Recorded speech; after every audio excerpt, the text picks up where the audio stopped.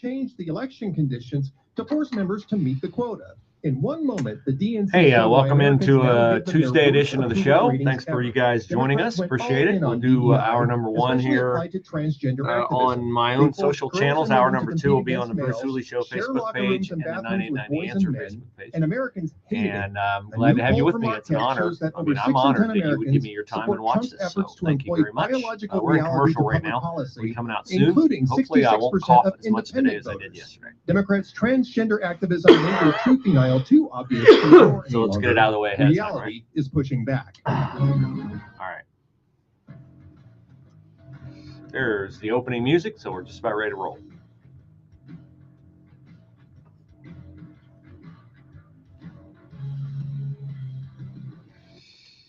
There are not many things that everybody agrees on. I think there's at least one I can think of is everybody hates to sit in traffic. The state of Ohio, it appears, is moving to do something about one of the worst stretches of highway in Columbus. You know it well if you live in Central Ohio and you're listening to this Tuesday edition of the Bruce Hooley Show. 23 from Delaware to 270 and 23. It's bad.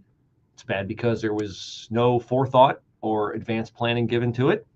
And I don't like the plan that they have to fix it because to me, it's unfixable. We will get into that, but in other transportation-related news, we await at the bottom of the hour a press conference from the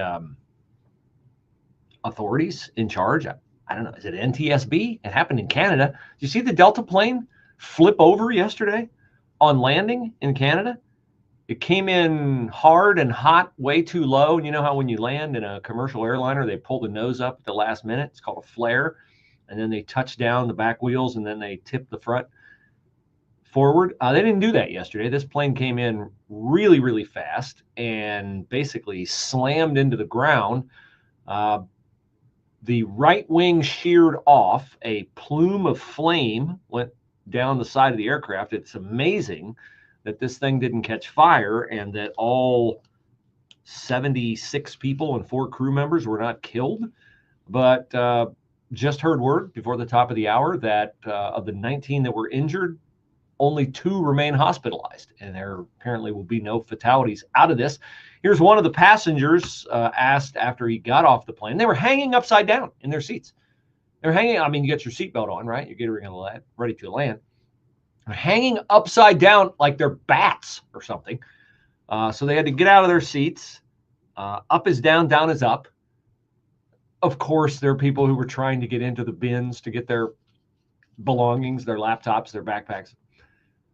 If a plane, word to the wise, if a plane crashes, get out as fast as you can because jet fuel is highly flammable and metal on concrete runways tends to make sparks. Sparks and jet fuel, highly flammable, are a bad combination. You can buy another laptop. We can't buy another you. But they did get everyone out and they did a nice job. There were not people, obviously, no authorities were standing by with foam or anything to spray on the plane when it landed, but we're supposed to get an update at 11:30 on what happened with this plane. 40-mile-an-hour winds. So when the right wing sheared off, it pitched to the right wing sheared off the plane, which turned out to be a good thing because then the plane flipped over on its top and minimized the amount of friction, had a failure of the landing gear or whatever. So here's one of the passengers asked if they were told that anything was up and that they were in any kind of peril. There was no warning. We were coming in for a landing, and when the plane came in, we hit the runway really hard and like extremely hard, and we kind of popped up, and it felt like we were leaning to the left. And then what happened was it was just incredibly fast. There was a giant firewall down the side. I could actually feel the heat through the glass, and then we were going sideways. I'm not even sure how many times we like tumbled, but we ended upside down. I was hanging there in my seatbelt upside down. I was one time. It was not like a NASCAR where you flippity flip down the track. Airplanes don't do that, particularly with one wing still attached. But you can understand how he was unclear about what had happened because that would be a supremely scary experience, and it's one that anybody who's flown most likely you've thought about it. Encounter turbulence in the air, you think about it. I've always wondered, not that I want to know the answer, how I would handle it if a plane had a catastrophic failure in the air while I was on it. Would I be dead of a heart attack before I hit the ground? Probably. I think I probably would be. If I was with my wife and my kids, I'd be less concerned. I'd be more concerned with them. My wife would be an absolute mess because she's a very nervous flyer. She's turned me into one. But we're just thankful that everybody is okay, and we're waiting that press conference at 11:30 today. Now, back to the proposed, what else are we going to get into today? And then I'll get into the ODOT plans for fixing, as if that's going to happen, the 23 stretch of highway, 23 miles between 270 and 23 and between north of Delaware up to Waldo. We have the freak out over DOGE continues. We had protests at the State House. We'll get into that. We have the stupidest, one of the stupidest, I can't say stupidest because they all are, you know, tied for first in a photo finish in the Columbus Dispatch, from a Democratic state legislator saying that our students are not being programmed in schools because he can cite 3 or 4 or 5 people in state government who graduated from Ohio schools. Yeah, okay, whatever. And then we're going to do a little assessment on, will Jim Tressel run for governor? If he does, would he win? Would Vivek Ramaswamy beat him? On and on and on. But let's start with 23 and 270, because if you come from Delaware, or you try to get north from Columbus to Delaware at rush hour, it's a mess. We know it's a mess. It has been allowed to become a mess. I used to drive this stretch of highway a lot when I was working at the plane dealer and going to Michigan State a lot. In my estimation, it is an unfixable stretch of highway because of the pace at which ODOT works, okay? Y'all know I live out beyond Dublin at Post Road and 33. Most of you know that. It has been under construction for, it's always longer than you think. I would say 3 years. It's still under construction. There is still a ridiculously unsafe ramp to 33 into town where you cross in front of traffic and thus delay traffic trying to go from Dublin to Plain City. That is utterly nonsensical. All they have to do is finish the ramp.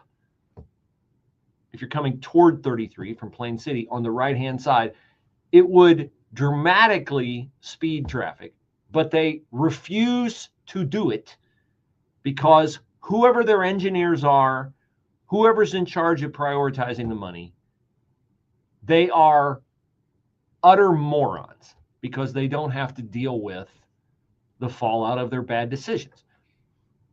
This will be the same exact scenario at 23 and 270 if you try to fix it. Can you imagine the chaos that will ensue on 23 at Orange Road if you try to limit traffic to one lane in each direction while you're building whatever fancy pants roundabout or overpass you try to build? Can you imagine the chaos at 750 and 23 if you try to do the same thing? Those are not even rated the most the parts of the project that are most worthy of immediate attention. Okay. I do not know. I don't go north far enough, I guess. But apparently the most problematic area is Coover Road near Route 229. They'll have public hearings on that this year.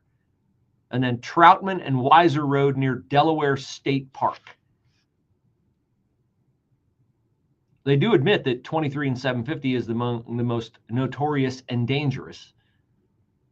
And Orange Road has already had a fatality there this year. They want to build a pedestrian access bridge into High Banks Metro Park at both Lozelle Road and Green Meadows Drive. Green Meadows is barely like gets any traffic on it at all.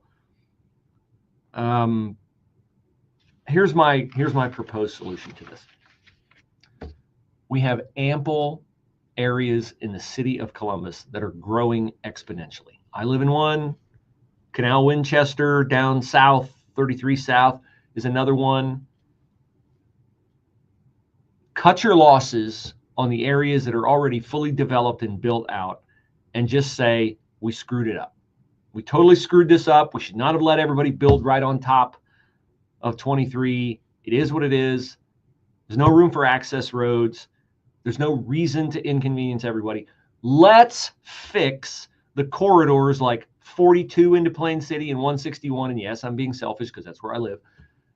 Let's fix those corridors that are wide stinking open right now with very few businesses or houses on them, and put all your fancy roundabout plans into that and show us you know how to fix something that you don't have to shoehorn into an area that's already been developed. You've been asleep at the switch for decades, ODOT. Nobody's responsible for anything over there. 23 and 270 is utterly unfixable. Cut your losses and move on to areas where good things can be done and fewer people inconvenienced. Afternoon, our high today 18, cloudy, frigid night tonight. Snow tonight toward dawn, little or no accumulation, low at 9. Snow and flurries, cold day tomorrow, could see about an inch of snow, high at 21. Clouds and cold, breezy on Thursday with a high at 22. And then clouds and cold on Friday morning, partly sunny for the afternoon, a high on Friday at 26. I'm Steve Williams on 98.9 FM, The Answer. Hi, my name is Justin Petrichor. I'm Julian Petrichor. You got a We card run for a waste service. We Brian. offer front-load dumpsters as well as roll-off dumpsters for local residents and businesses. Our prices are set at flat fixed rates. The price we give is the price you'll pay. We don't force our customers into contracts unless they want one. We keep our customers by providing quality service at affordable prices. If you need a front-load or roll-off dumpster, please visit alphawasteservice.com. Again, that's alphawasteservice.com. I'm not sure how to spell Anne. A-N-N-E or A-N-N? So, you A-N-N-E. may take prescription opioids as a solution. Truth is, opioids only mask the pain, and they come with serious side effects, from nausea to withdrawal symptoms to overdose. There is another choice: physical therapy. Physical therapists treat pain through movement and exercise. Choose physical therapy. Visit moveforwardpt.com. This public service announcement is brought to you by the American Physical Therapy Association. All right. Where do we want to go next? What do you find interesting? What do you find interesting? We can do Republican governor. Please listen carefully. The IRS does not joke around and will not stop their collection efforts.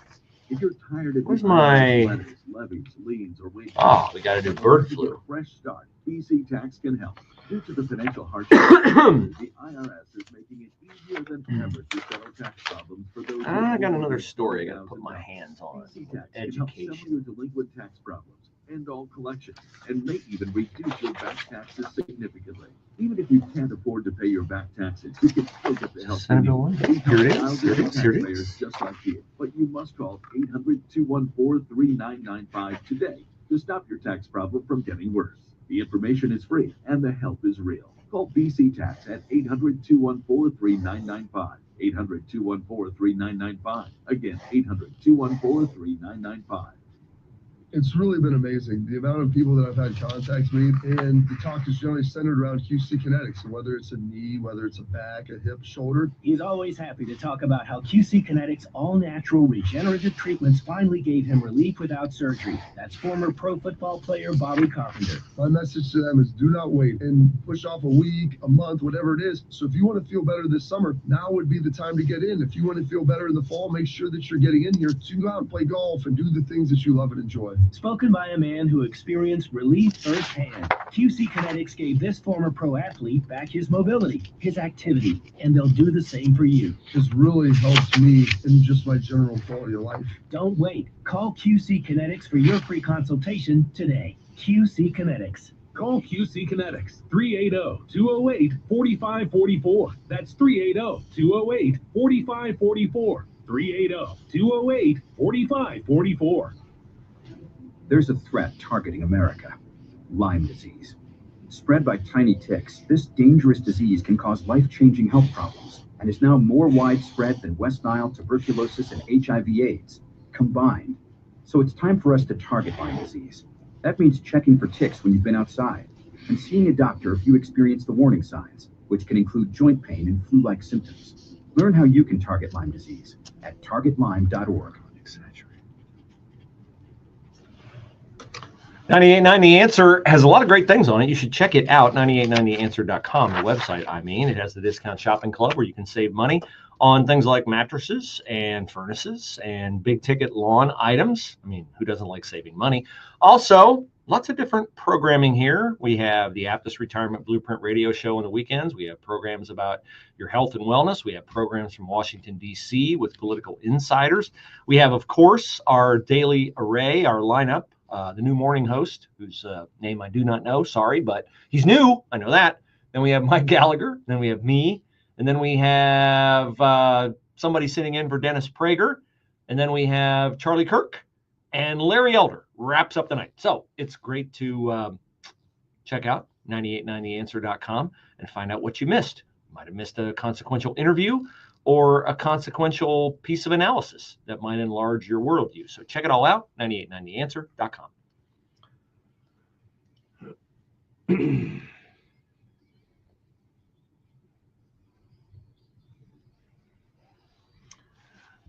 Well, you probably have heard of the threat of bird flu in Ohio. I have chickens, so I was curious about bird flu.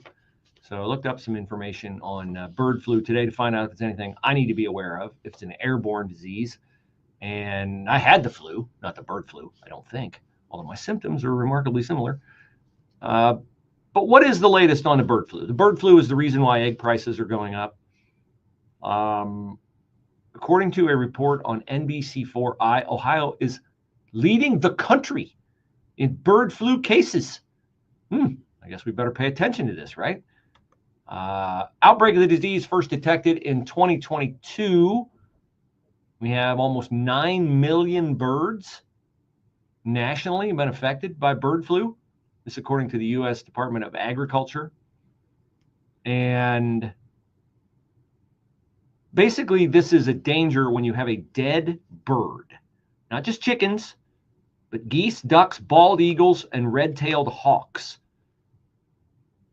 Now, if you're interested, which I'm not going to get close enough to a dead bird to find out if they have a swollen head or eyelids, a twisted neck, or prior to dying have a lack of coordination, I'm staying away if I see a bird that looks like it might be in peril like that, because I don't want to catch the bird flu. Say, wait, humans can't catch it. Yes, they can. We had a guy in Mercer County.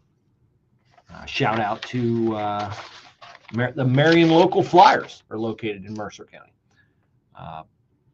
Best football program in the history of the state of Ohio.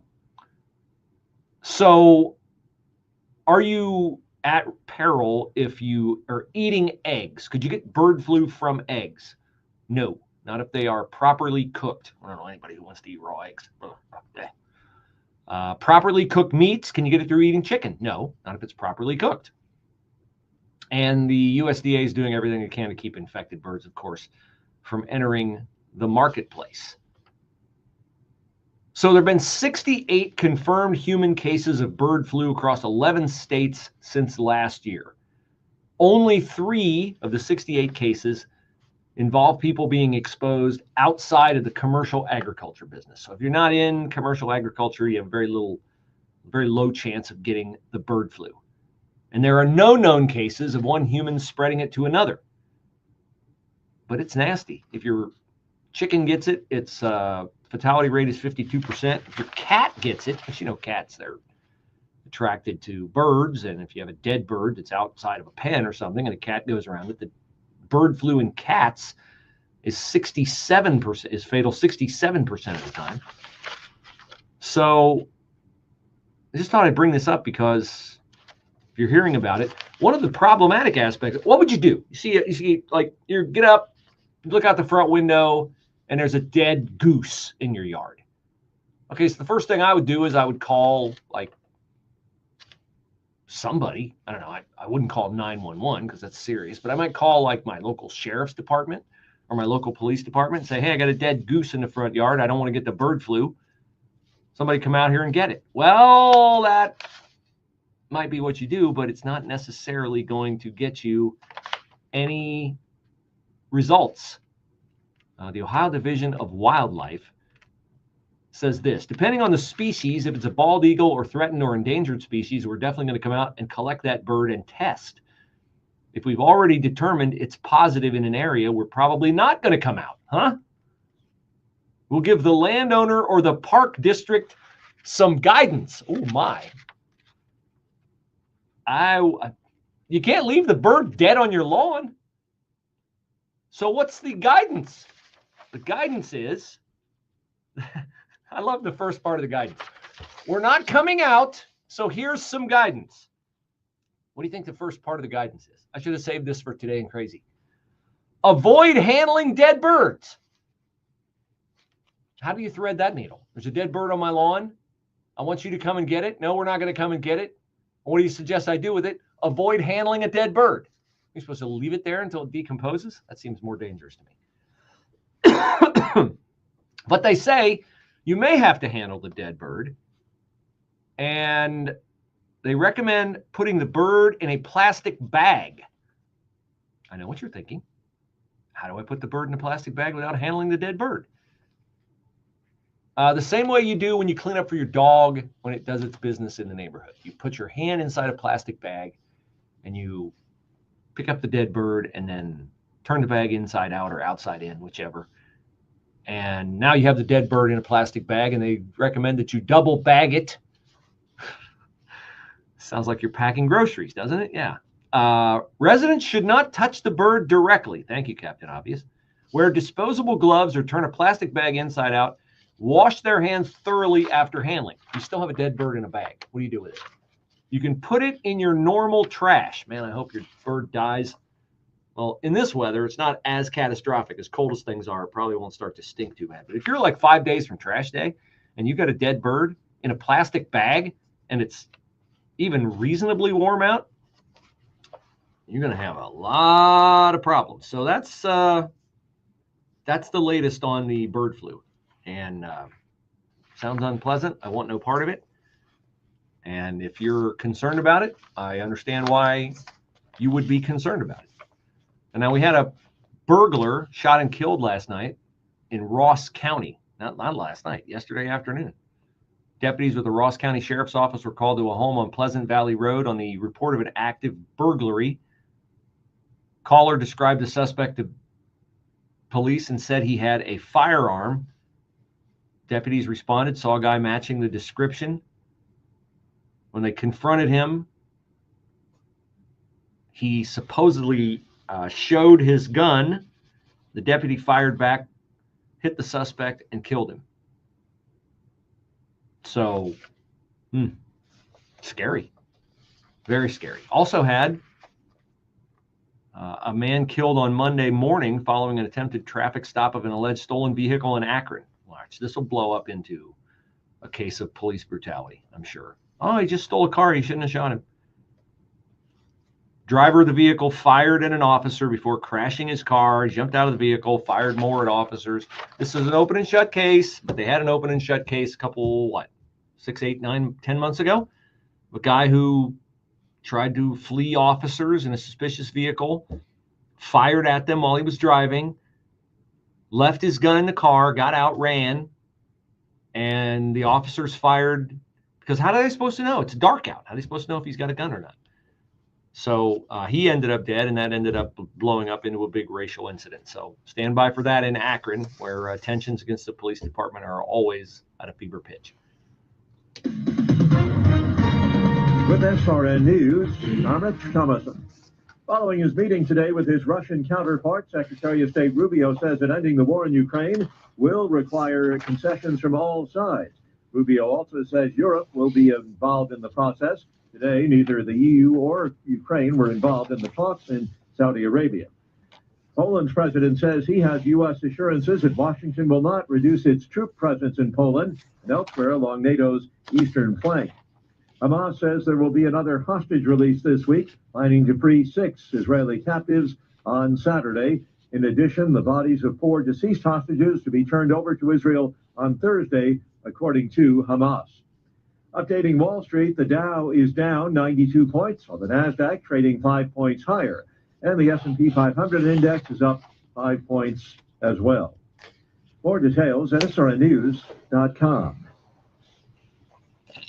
It's Mike Gallagher. I've been thinking, why does it feel like losing weight is harder than ever before? With mixed messages, bad diets, the quick fix injections, even magic coffee. I mean, it's overwhelming. Most of us are exhausted trying to fight a battle they can't win, right? If you feel this way, don't worry, you're not alone. I used to feel that way, but let me tell you, it's not your fault. Your body is working against you. The longer you wait, the harder it gets. I want you to do what I did. I called PhD Weight Loss and Nutrition 3 years ago. I lost 53 pounds. I feel tremendous. I've kept the weight off, too. Call 864-502-1777. Make the phone call that can change your life the way it has changed mine. They won't let you fail. Call 864-502-1777. That's 864-502-1777 to schedule your consultation. The first 11 callers who mention healthy will get 2 free weeks added to their weight loss package. Call now, 864-502-1777. Mention healthy to get 2 free weeks or visit them at My PhD Weight. He's consistently ranked by industry trades as one of the country's top radio morning hosts. He's Chris DeGaulle, and you can hear him weekday mornings from 6 to 9 on your station for news, opinion, and passion. 98.9 FM, The Answer. I'm CPA Brad Henneberg with Premier Tax CPAs, and the true value of using a CPA is getting guidance throughout the year, not just at tax time. During the year, we can actively advise you on your financial and tax planning and other major business decisions, just like an outside CFO. Too often, when you see your accountant only at tax time, we're really only keeping score of what you did last year. We'll prepare a comprehensive tax plan to maximize your deductions and minimize the tax you pay, and present you with money-saving options you may not have ever considered. We'll update your financial position each quarter, so there are no nasty surprises at tax time. At Premier Tax CPAs, we like to have consultations with our clients throughout the year because important financial information is only useful if it's timely. At Premier Tax CPAs, we're a firm that can work with you and your business throughout the year to help you make decisions before it's too late.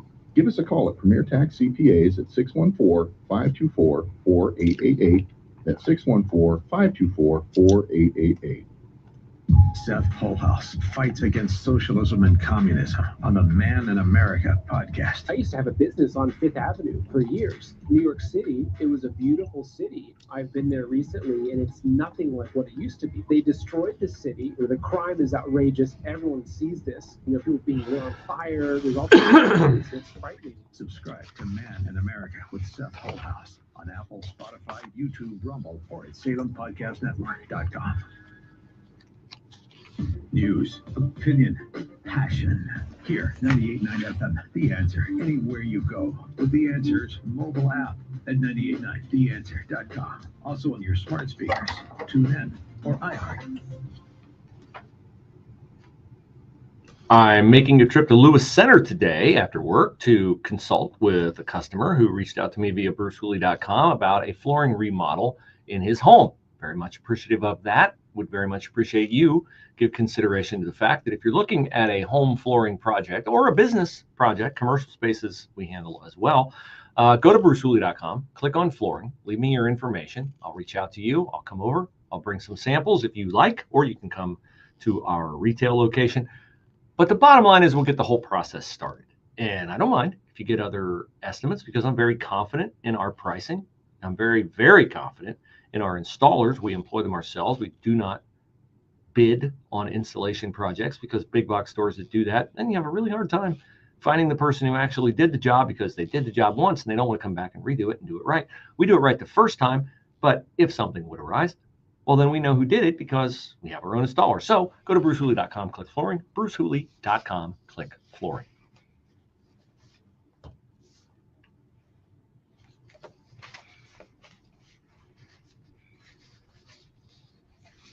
Now, I assume most schools were out yesterday because it was President's Day. My daughter's school was out yesterday. So I don't know if the administration shows up at schools, at colleges. I suppose some do, most don't. But by this morning, well, maybe not by this morning because there was no mail yesterday. So I don't know if these letters were delivered in the actual U.S. mail or if they were done via electronic communication. But the U.S. Department of Education is reaching out to all public schools and universities with a reminder that they must end all DEI programming, and that if they fail to comply, their federal funding will be cut. DOGE posted to its X account that the letter was sent to every Department of Education in the country. And what did the letter say? The letter said that the U.S. Department of Education will no longer tolerate overt and covert racial discrimination. The quote is, "The law is clear, treating students differently on the basis of race to achieve nebulous goals such as diversity, racial balancing, social justice, or equity is illegal." Yes, it is, and it should be. And this is something that I think helped Donald Trump get reelected, because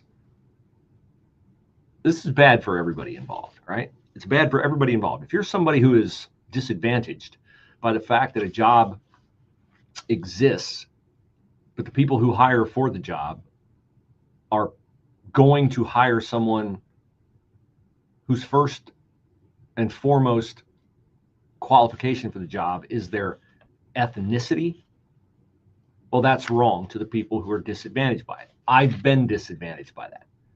I mean, it used to be common knowledge. Say, oh, we worked at the plane dealer in Cleveland. Oh, we got an opening to cover the Cavaliers. Okay, so we're going to hire a black guy or a black woman. I mean, everybody knew it. It absolutely was a factor. Oh, we got a big job open. Okay, we don't have a woman in, a high position of authority. We've got like a white male covering the Cavs, or we got a white male covering the Browns. We got a white male covering the Indians. All right, so this job's going to go to a woman. Don't you want the best person? If a woman's the best person, if an African-American reporter is the best reporter on the NBA, but no, it's not how newspapers operated. And I was there like throughout the 90s and into the 2000s. So this is a rot in America, because if you prioritize hiring based upon things other than qualifications, you're going to get, by definition, you're going to get inferior candidates. And gradually, over time, your product is going to get worse. By the way, this was a very common hiring approach in newspapers. How have newspapers been doing over the last 25 years? Are they growing in market share? No, they're not. Now, some of that's technology. I get it. It's on your phone. You don't need to buy it. But some of it is that the people who work there are irrelevant. Their opinions are irrelevant. Their opinions are detached from reality. Read the Dispatch editorial page. Of course, the teachers union honchos are very upset about this. Scott DeMauro with the Ohio Education Association says, what this does not do is help our kids in public schools. To use a situation like this to essentially threaten to cut funding for the essentials supports, for the essential supports that all students require, regardless of who they are or where they come from, is really, really disturbing. Well, to you, not to me. It's not disturbing to me at all. It's not disturbing to people who are perfectly comfortable stacking their credentials up against someone else's based solely upon merit. It's not disturbing to them at all. In fact, it's a breath of fresh air. Scott DeMauro. I remain unconvinced by any argument that diversity, equity, and inclusion is good for a workplace. Why is it good? Why is it good? Because it is. That's the argument. Oh, it's more diversity is good. Diversity is our strength. You can't just convince me with empty platitudes. Like, prove it. And I don't think people are, maybe this was the case in the 60s. It was the case in the 60s. Probably into the 70s. It's not the case anymore. That, oh, I'm not going to hire that person because they're Asian, they're Hispanic, they're black, they're a woman. People don't think like that anymore. Democrats think like that. Scott DeMauro thinks like that.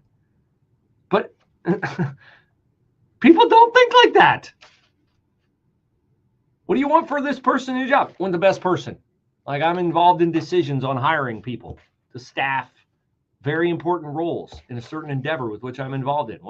Never once has anybody said, well, you know, probably ought to hire a woman for this job. No, it's always like, let's hire the best person. So this infuriates people on the left, which is why some nutcases gathered at the State House yesterday to protest against Elon Musk and DOGE and the effort by Donald Trump to get rid of DEI in any endeavor that is funded by your tax dollars and mine. And here again, this sounds like an argument against DEI, but is it really? Listen, this guy named Gerald Kello, to just come in and start slicing and cutting it doesn't make any sense at all. It's very dangerous to do. It doesn't make any sense at all. We got billions of dollars we're wasting in taxpayer money. We want to cut that. That makes sense to me, Gerald. It's very dangerous to do. What's dangerous about it? We might claw back government waste. You say, to just come in and start slicing and cutting it doesn't make any sense at all. Well, to you, it makes a lot of sense to a lot of Americans. Scott DeMauro, back to the Teachers Association, or Ohio Education Association, FLAC. This is really unfortunate because it's imposing a culture of fear on education, and that's not good for kids. Is it? Is it your straw man argument? It's imposing a culture of fear on kids? No, it isn't. Do your best. We're going to pick the best person. What is there to be fearful of? Now, this is why Democrats in the state of Ohio and media people in the state of Ohio hate Senate Bill 1. It's already been passed by the Senate. It's the intellectual diversity bill. Oh, we can't have intellectual diversity. We can't have diversity of thought. And this is so funny to me. The opponents to Senate Bill 1, which is absolutely positively going to be enacted into law and should be, are railing against Senate Bill 1, which would force balance in topics that are controversial to be taught. In other words, not the way college has been taught since I went and you went. and the argument being put forth is, well, we opposed Senate Bill 1 and we brought 800 people to oppose it, and only one student showed up to speak in favor of it. Okay, what does that prove? Doesn't prove anything. When I was at Ohio State in the 1980s, if somebody said, hey, you want to go down to the State House and talk about how, you know, you don't really feel like you can state your opinions openly in class, and I said, no, I'm afraid it will hurt my grade. I didn't look at life through the same prism as the lefties and the liberals did who I went to college with. They'd say things and I'd be like, that's wrong. But what's the point in arguing? Conservatives are keep their head down, nose to the grindstone, do what you have to do to get through it, and then move on and try to influence the world through your actions. I can't identify with the whole protest movement. I've never shown up to protest anything. The only thing I would show up to protest right now if you told me, hey, you're going to try to take away your free speech. Then I'm on the front lines. But you can say what you want to say. I can disagree with it. But they're very upset about Senate Bill 1. They say it suppresses free speech. No, it doesn't. It requires both sides to be presented. And they always present the nightmare scenario. This bill, one of the protesters said, suggests we need to treat every idea as equally correct. In a class about World War II, I don't think we should be legitimizing Holocaust denial. No, nor do I. And it won't happen. And if anybody says it, they'll be roundly criticized by everybody in the class, because most thinking Americans know that the Holocaust happened and that it was the result of Nazi Germany, not the result of free speech, like Margaret Brennan said Sunday on Face the Nation. So the other alarmist trope is, oh, you know, Ohio won't be able to attract workers if we pass this here. They won't want to bring their kids here to be educated. Do you have any proof of that? No. This is just empty threats.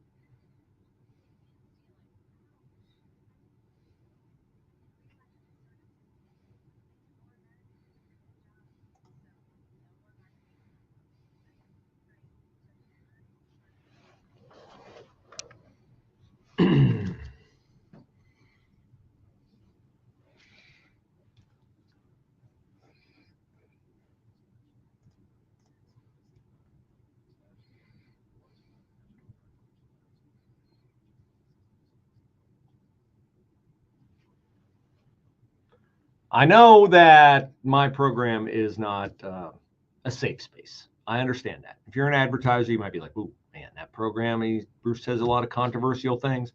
Says DEI is bad. Says that transgenderism is mental illness. And I'm just afraid of affiliating with the Bruce Hooley Show or affiliating with conservative talk because, you know, I want to appeal to customers across the broad spectrum. Well, let me tell you something, business owner. The loyalty factor in our audience is amazing. And the libs, the lefties, they're not listening anyway, okay? So if you want to increase your appeal to people who think like you do, only you have to keep it quiet. 98.9 The Answer is a place where you can advertise. And I would love, I'm not going to guarantee you that I will endorse your product because my word matters to me. My recommendation matters to me. I'm very selective about who I endorse, but I would love to give you consideration. And at the very least, I'd love to meet you. So reach out to me, Bruce@SalemMedia.com, Bruce@SalemMedia.com.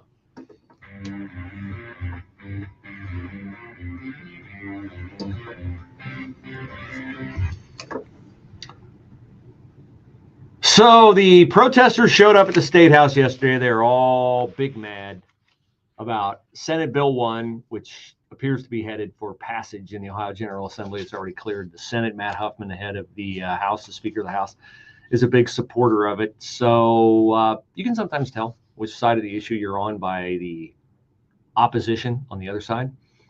And because all the Democrats and all the leftist-leaning college students and particularly professors and teachers associations are against it, that tells me that I probably would embrace what Senate Bill 1 proposes, which is intellectual diversity, and takes away the opportunity for college professors to strike. I don't think they necessarily ought to have the right to do that, although, you know, it's a free country. You can quit. I have no problem with you wanting to quit, but you serve the students and you ought to show up for work and you ought to litigate your employment demands through collective bargaining. I will listen to the argument for striking teachers if you feel like your district is being totally unfair to you, but there's a push-pull in all this. The district has to be able to afford to give you a raise, and you have to be doing a good job. Unions always protect the weakest worker. The strong worker, the productive worker, does not need a union to represent them. Because if the company, whether it's public education or whether it's a private business, if they want to get rid of you and you're a productive worker, well, then their business is going to suffer. And I don't know very many businesses or administrators who want to get rid of a productive employee because they know they'll be hard to replace. But the weak workers, yeah, we'd like to get rid of them. Oh, you can't. They're protected by the contract. So one of the dumbest oppositions to Senate Bill 1 in Ohio, which would require intellectual diversity, is published today on the Dispatch editorial page, and it is from State Senator Bill DeMora, who represents Ohio's 25th Senate District, which encompasses areas of Franklin County that include, listen to this woke roster, Clintonville, Upper Arlington, Grandview Heights, South Linden, Italian Village, Victorian Village, Ohio State University, and Northland. You can swing a dead cat or a dead bird in that area and not hit a single Republican. Mr. DeMora writes, I've seen my fair share of outrageous bills, and Senate Bill 1 stands as the worst by a mile. No. Remember the nutcase Republican who wanted to make it a crime to plant a flag in Ohio Stadium? I'll vote for that. That's the dumbest bill because it's a total waste of time. So I already have lost respect for Bill DeMora because he's using exaggeration. He says the Senate Bill 1 is anti-union, anti-free speech. No, it's not.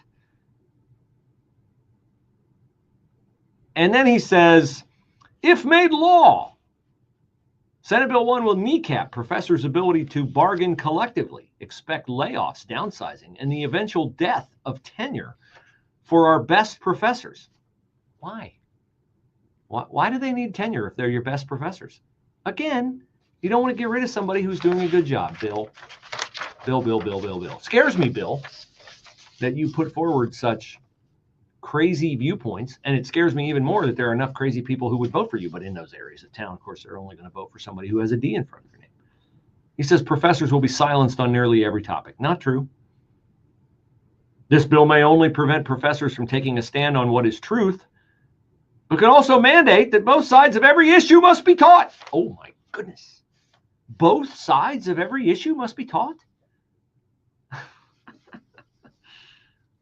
He says there is so much toxic language in this bill that I could never cover it all here. Well, that's convenient, isn't it? There's so much toxic language. Why is it bad? Oh, because it's bad. Why is it bad? It's so bad, I can't get into the reasons why it's bad. Sure. And then he concludes with really the stupidest point I've ever heard. Republicans say they need this anti-free speech and anti-union bill because there is no intellectual diversity on our college campuses and students are being brainwashed into being Democrats. Okay, if they're saying that, I don't know that they are, but if they are saying that, I don't disagree. Mr. DeMora says, that is a lie. And you know, how does he know it's a lie? Because here he does give evidence.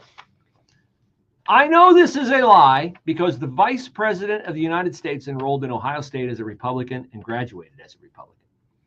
The same is true for Congressman Jim Jordan and Mike Carey, Secretary of State Frank LaRose, Attorney General Dave Yost, Auditor Keith Faber, the President of the Senate, and 6 of my other colleagues in the State House.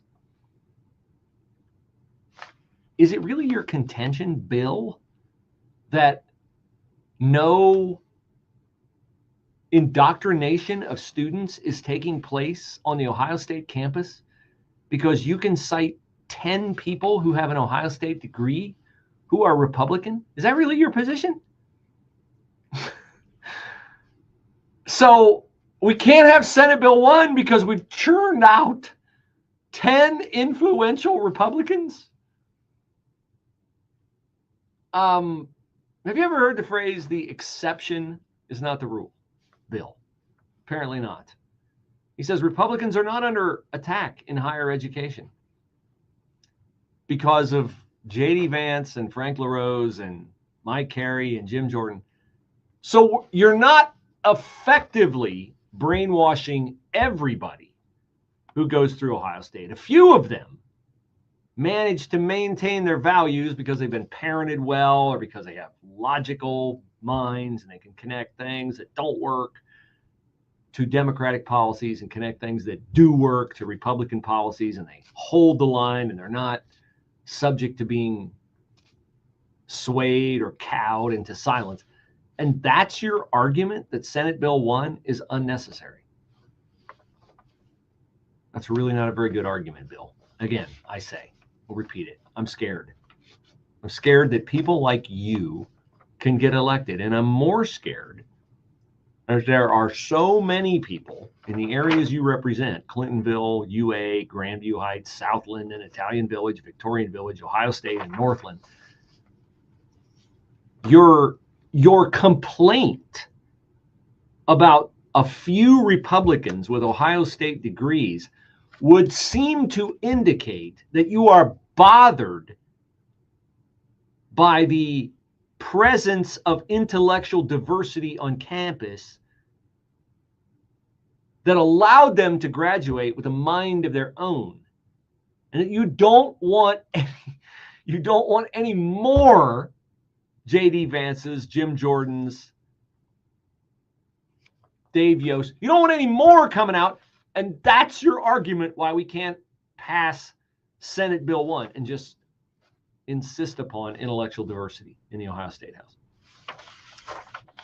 I don't know how you penned that whole entire screed and didn't realize that you were in effect making the case for something, the necessity of something that you oppose, because a few political opponents of yours managed to elude the programming that has gone on in Ohio's public schools and public institutions. Not every single one. In the rural areas, public schools are by and large great. It's the inner cities where they're a woke disaster.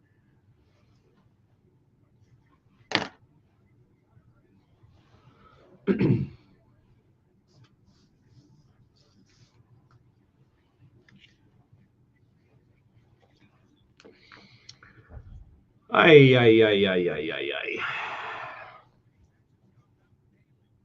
The flu's a nasty enemy, man. Still bugged by it. No energy.